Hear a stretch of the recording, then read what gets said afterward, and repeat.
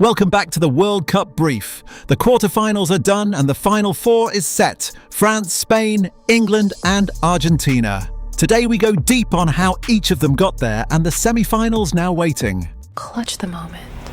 Clutch brief. First up, France power on and end one of the tournament's great stories. France remain the team to beat. A 2-0 win over Morocco in Boston booked their place in the semi-finals, and fittingly it was Kylian Mbappé and Ousmane Dembélé who settled it, but it wasn't quite the procession the scoreline suggests. It could have started perfectly, but Mbappé saw a first-half penalty saved. He made amends after the hour, sweeping France in front, and 6 minutes later teed up Dembélé to double the lead. The only worry, Mbappé limped off late with an ankle knock. That goal took Mbappé to 8 for the tournament, level with Lionel Messi at the very top in what's becoming the individual duel of this World Cup, two superstars trading blows round by round. It's an embarrassment of riches. Mbappé, Dembélé, Michael Olise, Désiré Doué, Didier Deschamps can hurt you in a dozen ways, and only that late ankle scare to Mbappé tempered the mood in the French camp. Few would argue against the idea that they're the scariest team left. They've barely been troubled, and for all the old questions about their defence, it held firm again. Morocco couldn't find a way through. For Morocco, heartbreak. The last African side left, and a neutral's favourite bow out, undone by the most in-form attack in the tournament. But after everything they've given us, another run to be truly proud of. France march into the semi-finals and keep an eye on that scoring race. Mbappé and Messi, level on 8, echoes of Messi and Ronaldo a decade ago. On opposite sides of the draw, the two could yet meet in the final. Next, Spain find a familiar hero to see off Belgium. Spain are into the semi-finals, and once again it was Mikel Merino who made the difference. 2-1 against Belgium, with the decisive goal arriving late from the man who's becoming Spain's ultimate big-game finisher. Fabián Ruiz gave Spain the lead just after the half hour, but Charles de Ketelaere, so impressive in the last round, hit straight back before the break to end Spain's clean sheet run. It stayed level until the 88th minute, when Merino popped up inevitably to win it. It's a habit now. Merino scored the 91st minute winner that knocked out Ronaldo's Portugal, and here he was again, striking 8 minutes from time to sink Belgium. When Spain need a goal, he finds one. Around him, Spain looked the real deal. 18-year-old Lamine Yamal orchestrating, the midfield in control, and a growing sense that this well-drilled side could go all the way. Belgium can be proud. De Ketelaere again caught the eye, but they'd been weakened by an ACL injury to their midfield anchor Amadou Onana, and in the end, Spain's quality told. The Belgians bow out in the quarter-finals. It wasn't Spain's most fluent night, but winning ugly is its own kind of statement. A different hero every round, and in Merino, a man who simply refuses to let the big moments pass him by. And it sets up a mouth-watering semi-final, France against Spain, the two European heavyweights, for a place in the final. On paper, the tie of the tournament. Then another England epic, another Bellingham rescue act. If England needed a hero, they had one, again. Jude Bellingham scored twice to beat Norway 2-1 after extra time in Miami, dragging the Three Lions into the semi-finals and in the process, silencing Erling Haaland on the biggest night.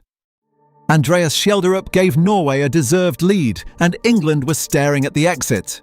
But on the stroke of half-time, Bellingham equalised. And then, 3 minutes into extra time, he struck again to turn the tie on its head.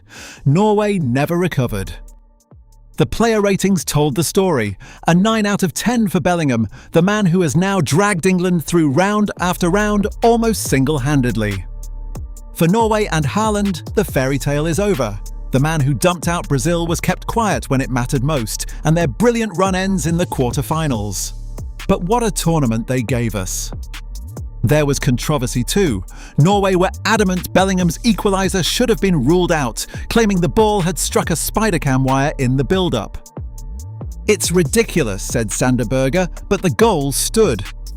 The replays were pored over. Did the ball clip a wire? Snicko said no, and referee analysts agreed the goal was good. Small margins, as Berge put it, and Norway knew which way they had fallen. And yet Thomas Tuchel wasn't happy. Frustrated by the performance, he gave a fiery post-match television interview because for all Bellingham's brilliance, England keep winning without ever quite convincing. It's been chaotic, off-field noise swirling around both camps in Miami all week, but through all of it, Bellingham has been the constant. Somehow England are still standing. Because they're through into the semi-finals where a blockbuster with Lionel Messi's Argentina awaits. Bellingham against Messi for a place in the final. And then the champions survive another scare. Argentina are in the semi-finals, but they had to survive a real fright. It took a stunning extra-time strike from Julian Alvarez to beat Switzerland 3-1, as the holders' title defence lurched, once again to the very edge before pulling clear. Alexis Mac Allister headed Argentina in front inside 10 minutes, meeting a perfect Messi delivery. But Switzerland grew into it and levelled through Dan and Doyer, and it took extra time and a moment of magic to settle it. Alvarez with a long-range screamer before Lautaro Martinez made sure late on. That first goal made history of its own. Messi's assist for Mac Allister set a new all-time World Cup record for assists. Even now, at his age, he keeps rewriting the record books. But the moment of the night belonged to Julian Alvarez, a thunderous long-range effort deep in extra time that bailed out the champions when they looked vulnerable once more. It wasn't without controversy. Switzerland were reduced to 10 men by a debatable second yellow for Breel Embolo. Another decision, critics argued, that went Argentina's way. It's now 3 straight knockout scares for the champions. Because for all their stars, Argentina looked beatable. Cape Verde nearly got them, so did Egypt. And here Switzerland exposed the same defensive frailties, masked again by late quality. England will have been watching closely. Ugly, nervy, flawed, and still alive. You write off Lionel Messi and this Argentina at your peril. The title defence goes on. And it sets up the semi-final everyone wanted. Argentina against England, Messi against Bellingham for a place in the final. And finally, the semi-finals are set. So then there were 4. France against Spain on one side, England against Argentina on the other.